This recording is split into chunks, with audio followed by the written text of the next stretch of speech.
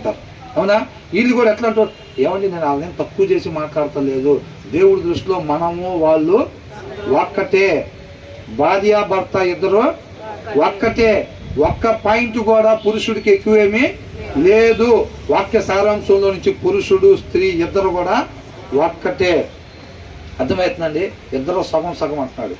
ప్రభా నేను 51 కూడా కాదా, 51 కూడా కాదా ప్రభా? ఇంకా మరి ఎందుకు ప్రభా బలహీన ఘట్టం అని చెప్పావు? నాకు బలహీన ఘట్టమే సన్మానించు. అవునా? 2 ఆజ్ఞలు ఏది తక్కువ ఏది ఎక్కువ కాదు. ఆమె విధేయత చూపించాలి, నువ్వు ప్రేమించాలి. 51 కూడా కాదు నువ్వు, 50.5 కూడా కాదు నువ్వు. అర్థమైందా? నువ్వు 50, ఆమె 50 అంతే. ఆ సత్యాన్ని తెలుసుకుని మనం నడుచుకోవాలి.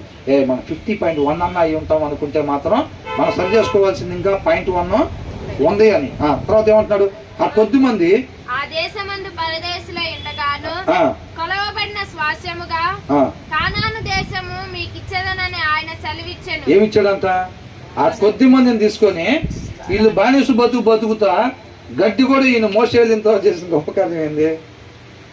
అప్పుడు దాకా గడ్డి చిటుకులు తయారు చేయమంటే తర్వాత ఏం చేశారంట?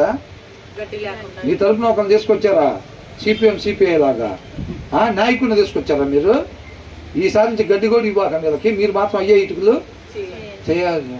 వీళ్ళు ఏమనుకున్నారు, ఎక్కడున్నారో మోసేస్తాం అనుకున్నారు. మన దారిని ఏదో మనం బతుకుతుంటే గడ్డి తీసుకుని వచ్చి ఇటుకలు తయారు చేసుకుంటుంటే నేను మీకు మేలు చేస్తానని చెప్పి గడ్డి గుణి చేశాడు. అదేనా మనకు చేసే బాగోడు, ఏమీ చేయదు ఇప్పుడు దాకా మాకు చేసింది చాలు. వాళ్ళ తర్వాత బురద కూడా ఏమో ఇటుకలు చేయమంటారు, మా వల్ల అవుతుంది ఇంకా అది అని చెప్తున్నారు. తిరగబడ్డారు. అవునా? వీళ్ళేంది పరిస్థితి వైపు చూస్తూ ఉంటారు. వీళ్ళు ఆ ఆలోచన విధానం పోవాలని అంటున్నాడు దేవుడు. అందుకని ఇవన్నీ క్రియలు జరిగించేది. మన జీవితంలో కూడా జరిగే క్రియలు మనం తెలుసుకోవాల్సింది, తెలుసుకునే నిమిత్తం అది మన మేలు కొరకే. ఈ సమస్తం జరిగేది ఈ భూమి మీద నీతిమంతుల మేలు కొరకు సమస్తం సమకూడి జరుగుతూ ఉండిద్ది అనమాట. అర్థమవుతుందండి? ఏం జరుగుతుంది, ఆ జీవితం ఎందుకు పుట్టానో అసలు ఎందుకు బతుకుతున్నానో నాకేం అర్థం అవ్వట్లేదు అని అంటారు. చూడాల్సిన వైపు చూడకపోతే అంతే ఉండిద్ది. కనెక్షన్ ఉండాల్సిన దగ్గర లేదనుకోండి, గాలిపటానికి కింద ఉన్న వాడితో దారం కనెక్షన్ లేదనుకోండి, ఆ గాలిపటం పరిస్థితి ఎలా ఉంటుంది? ఏడబడిద్దో దానికే తెలియదు, అసలు ఎడిపోతుందో దానికే తెలియదు. దేవుడితో కనెక్షన్ లేని జీవితాలు అలాగే ఉంటాయి. దేవుడితో కనెక్షన్ ఉంటే, వాక్యాన్ని ధ్యానించే వాళ్ళతో, దేవుని వాక్యంలో నాటబడిన వాళ్ళకి ఆ దారం ఎగరేసి ఆయన ఉంటాడు కదా, గాలిపటం ఎగరేసి ఆయన చేతిలో ఉంటే ఎలాగుంటుందో ఆ ధైర్యం ఉండిద్ది అనమాట. వాక్యాన్ని ధ్యానిస్తూ ఉండాలి. అందుకే తర్వాత ఏమంటున్నాడు, కొలవబడిన స్వాస్థ్యముగా కనాను దేశమును మీకు ఇచ్చేదని ఆయన సెలవిచ్చెను.